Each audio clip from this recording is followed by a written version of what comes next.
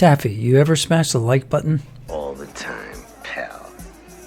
Credits. There's a guy named Sid Mead, and he's Oh called. my God, Sid Mead is one of the greatest artists of all time, and for both. I think his early career was in the automotive world in Detroit, but he created the layouts, envisioning what Epcot would be for Disney.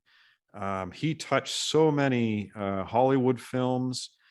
He only died a few years ago. He is a giant in the near future visionary world. So he gets a credit with only his name on the screen at the end, and it says his title is Visual Futurist. Yeah, that's what a great title. That's exactly what he was. Yeah. Yeah, I love that. And, and that's so much of this movie is that feeling.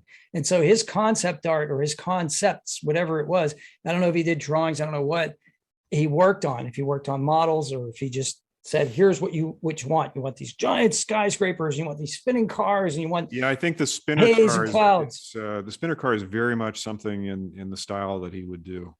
Yeah, and we don't really have any reason why they would spin. They just do. I didn't watch the credits except to see that, to be reminded of something I'd completely forgotten about, that Douglas Trumbull, yes, who was, of course, cut his teeth on 2001, where he helped to invent so many modern visual effects, many of which were seen in Blade Runner.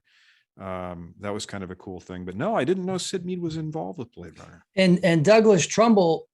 Well, you made the connection now between this and 2001. Oh, there's another one. Yeah. So you pointed out the scene at the end when Rachel and all of that aerial footage, all of that helicopter footage, or I assume it's a helicopter. It looks like it's too slow for a plane. Yeah. Of the north when they're flying north, and and he says Rachel was special, and we get to see the happy ending. That's what the other thing that this version has, the happy ending. The other versions don't have that. The other versions end when the elevator closes. Yeah, the movie is so gritty that tacking that happy ending on to say, oh, Rachel was special, so none of this applies to her.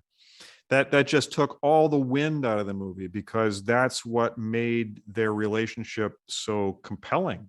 Yeah, was knowing that he didn't know what her date was. Right. He didn't know how long they would have together. That was the important thing, but it wasn't going to be that long. Right. And then to just do the cheesy thing and say, oh, well, Tyrell told me she was different. She might not have any expiration date. Hated that. Well, yeah, I think it was made to humanize the concept, but I agree. I think it's a greater sacrifice if Deckard is human and he's going to outlive her.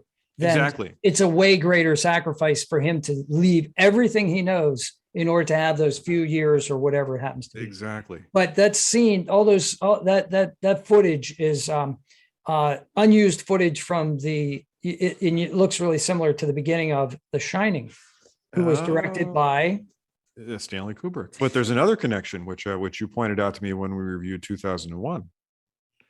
I forget now. The video call. Oh, yes. Deckard's at the bar. Yes. He's drinking. He calls Rachel and says, come on down and meet me. And she says, it's not my kind of place.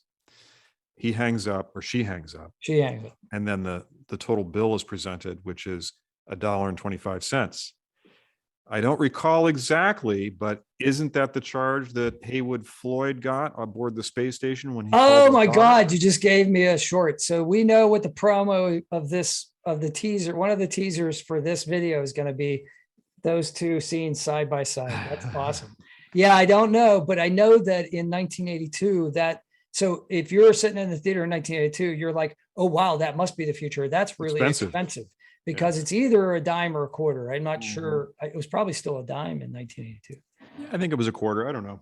It might have been. I'm not sure.